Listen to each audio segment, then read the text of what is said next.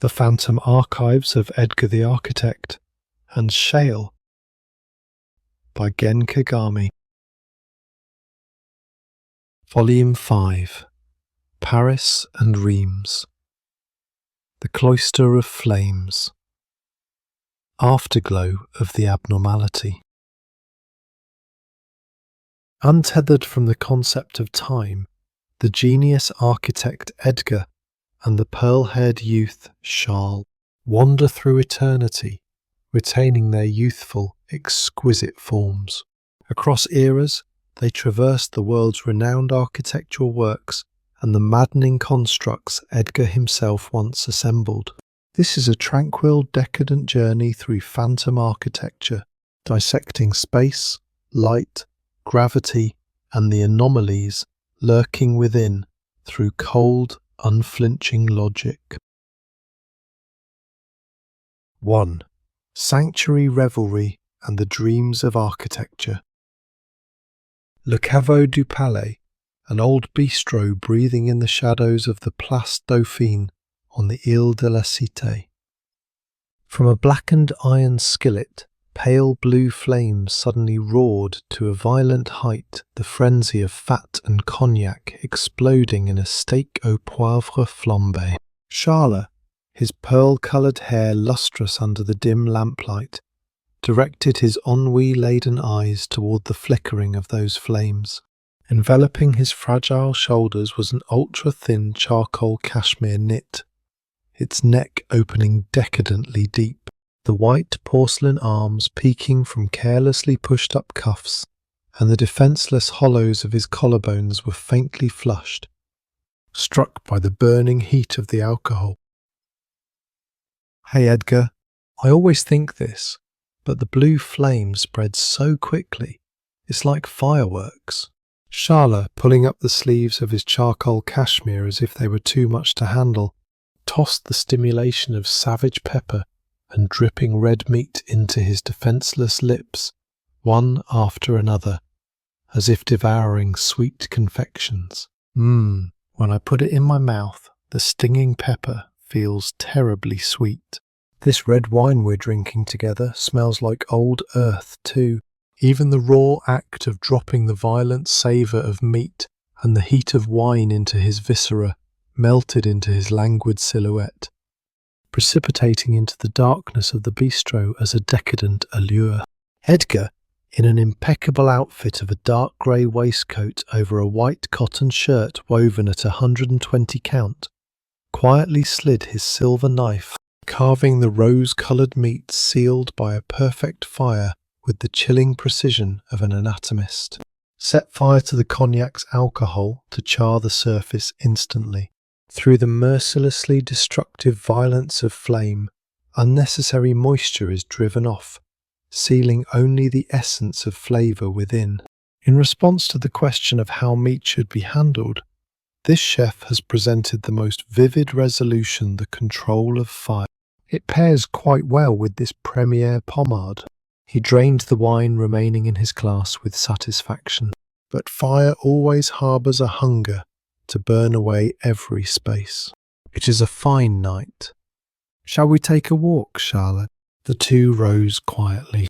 Schale languidly slipped a thick tweed jacket woven in pale dove-wing grey over his shoulders, and Edgar donned a jet-black Chesterfield coat with perfect neatness as they stepped out into the Parisian streets, where the winter chill was taut. That night, the Parisian sky was still enveloped in a gentle ultramarine. Edgar and Schale were on the gallery of Notre Dame Cathedral, dozens of metres above the ground, after the gates had closed. To them, this was merely one of many nighttime strolls they had repeated countless times.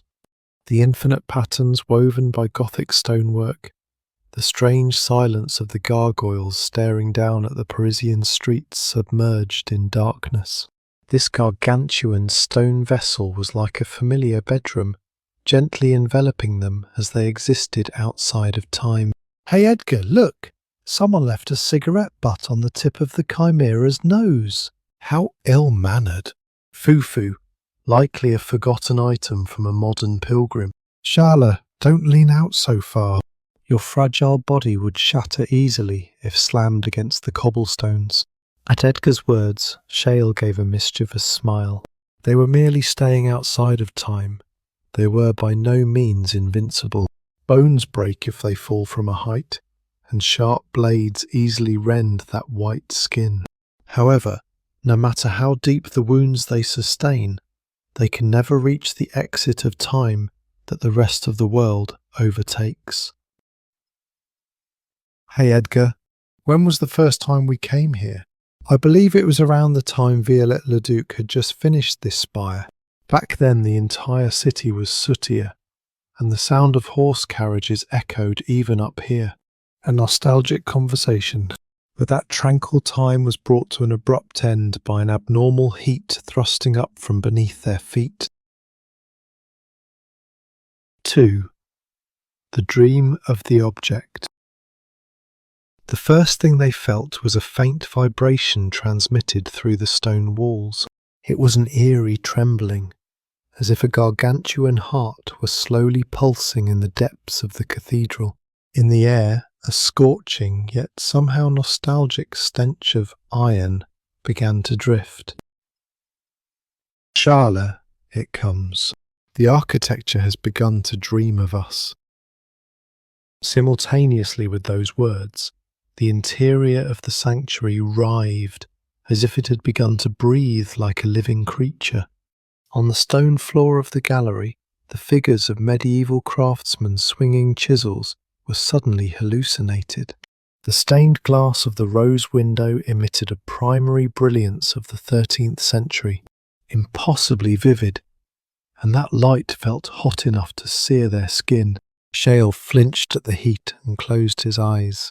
When he opened them again, he saw knights clad in armour and monks in habits, standing like living ghosts on the gallery, which by day would have been swarming with tourists.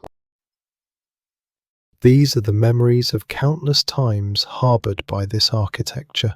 When we stepped outside of time, they too began to perceive us as time. Edgar wore a somewhat resigned expression amidst the frantic sanctuary. A dry, crackling sound began to echo from the gargantuan timber-framed space in the attic known as the forest. It was the result of the architecture's memory becoming an all-too intense, all-too violent dream. The remnants of that anomaly, accumulated over hundreds of years, were now attempting to eat through this cathedral from the inside. 3. Baptism of the flame. The sparks became flames like a hungry beast, swallowing the forest in an instant. The once silent attic transformed into a roaring orange hell. From the heat of the fire, the stained glass shattered like jewels, and melted lead poured from the ceiling as a silver rain. Even for bodies that had forgotten death, that overwhelming thermal mass overran flesh and soul equally. Edgar, it's hot! Let's go down! No, the stairs have become a chimney. Schale, this way! Edgar grabbed Schale's slender wrist, running as if stitching through the collapsing scaffolding. Through Edgar's mind flashed the afterglow of that horrific scenery, the original catalyst that had cast them out of time. The sight of that origin, where stone burned, wood fell, and the screams of loved ones vanished as sparks. Once again, architecture dies. Schale's cry was drowned out by the roar of the roof collapsing. From overhead, melted lead fell as a boiling silver rain. It was the signal for the end of the evening party, for the most luxurious and most cruel signal in the world. 4. Ash Regret and the Phantom of the Cigarette Butt. After the roar like a scream departed, all sound was severed from the world. Merely a wind harbouring heat from within churned ash into the silence. The grand timber framing of the attic, once called the forest, had been reduced to a wretched, blackened, carbonized skeleton across the choir. A blanket of ash and the dregs of melted lead spread, dully reflecting the moonlight. Maybe it wasn't an anomaly. There was a cigarette butt on the chimera's nose, wasn't there? Schale dropped a hollow gaze at the black ash at his feet, hugging his own slender shoulders. If I'd just picked it up then, I might have killed the architecture because of that. The white porcelain flesh trembled in small increments. Edgar, with both hands submerged in the pockets of his jet-black coat, looked down at Schale quietly. Schale, do you remember the fire at Reims Cathedral? Schale raised his ennui-laden eyes, brimming with tears, swaying his pearl-coloured hair in a puzzled manner. Reims? No, I don't know it. Did that place burn a long time ago too? Edgar's stiffened fingertips relaxed ever so slightly inside his pockets. Shall we go there now? Edgar announced quietly. You can see the true strength of architecture. 5. Exile to the North and the regenerated stone skin. Early morning, while Paris still emitted black smoke from the pain of having a part of itself burned. An old Peugeot carrying Edgar and Schale was running northeast, its dry engine sound echoing. The gentle hills of the Champagne region, the winter morning mist covering the vineyard, which looked like dead trees, was terribly cold, quietly freezing the air inside the car. What kind of place is Reims? Schale, sinking into his dove-wing grey tweed in the passenger seat, murmured while pressing his forehead against the freezing window glass. What do you mean by the true strength of architecture, Edgar? Edgar stared at the mist ahead, moving his fingers slightly as if to confirm the feel of the leather gloves gripping the steering wheel. Ultimately, it is synonymous with the strength of people. It was a quiet, certain assertion. No matter how wretchedly it is destroyed or burned, the faith and will of the people never give up and attempt to rebuild it time and again, swallowing even the fatal scars they themselves sustained as material. They use the means of restoration to be reborn in a way. Only they can, into a higher dimension of beauty and accumulated history. What I am talking about is the strength of architecture reconstructed by that human strength. Edgar softened his tone slightly, continuing his words quietly toward Schale, who dejectedly lowered his gaze beside him. Reims Cathedral, where we're heading, suffered a horrific fire over a century ago. The timber framing of the roof burned and fell, and it was deeply wounded, just like Notre Dame is now. But look! The mist began to clear, and beyond the horizon, Reims Cathedral appeared like a gargantuan stone ship, a sharp silhouette piercing the heavens, higher than that of Paris. The stone vessel that burned down wretchedly now stands there with an overwhelming presence, as if proud of even its former scars as its own history. So be at ease, Schale, that Notre Dame will never die. 6. The Smiling Angel and the Birth Cry of Ice. The moment they alighted from the car, air as sharp as a blade stroked their flushed skin and lungs. A stone vessel holding the horrific memory of where French kings once held their coronations, and where in 1914 its roof burned bright red from the shelling of the First World War, with melted lead overflowing from the gargoyles' mouths like drool. Edgar and Schale approached the front portal facade with heavy steps.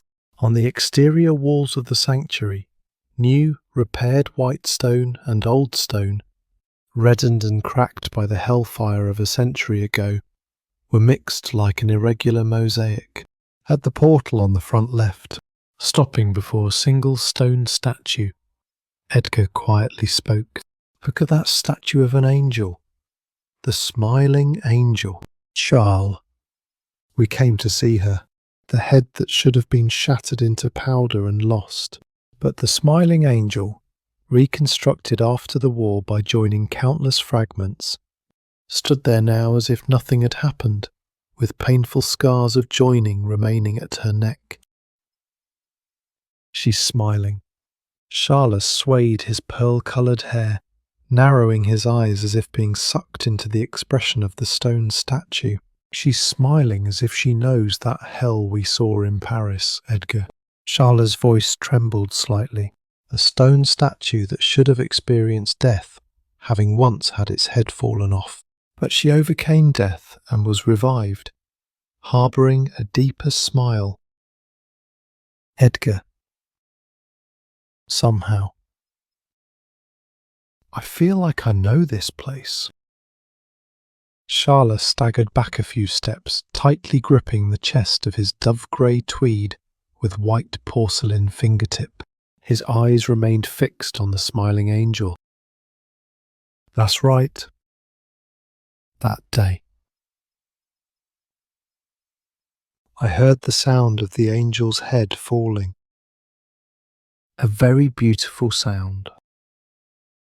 Like ice breaking. Calm. Edgar's breathing stopped completely. But why did I hear that sound? Ugh. Abruptly, Schale held his head and let out a pained cry. A violent headache reaped his consciousness. Schale collapsed on the spot, throwing his wrists onto the cold cobblestones and losing consciousness completely. The pale winter light bounced off the dull grey stone skin of the cathedral, illuminating the pearl-coloured hair of the fallen Schale with a terrible coldness. 7. Afterglow of the angel and the flight over thin ice. An old Peugeot runs quietly past the vineyards of Champagne, illuminated palely by the thin winter sun. In the passenger seat is Schale, sunk deep into his dove-grey tweed, continuing to sleep with a pallid face. On Edgar's profile as he grips the steering wheel, a shadow deeper than ever before had fallen, frozen even more than the cold external air. Calm. That crushing sound like ice breaking, which would not stop ringing in the depths of his ears. The scars of that angel, which he had let Schale touch, hoping it would be for the best, had now turned into a cruel wedge, knocking on the door of memories that must not be opened. The silence that was supposed to have been perfectly designed was being quietly eroded by a resonance beyond the designer's control. The pride of an absolute architect residing in eternal time wavered with a sound, harbouring invisible cracks. Everything in the structure he had built to protect this innocent slumber was as fragile and precarious as thin ice.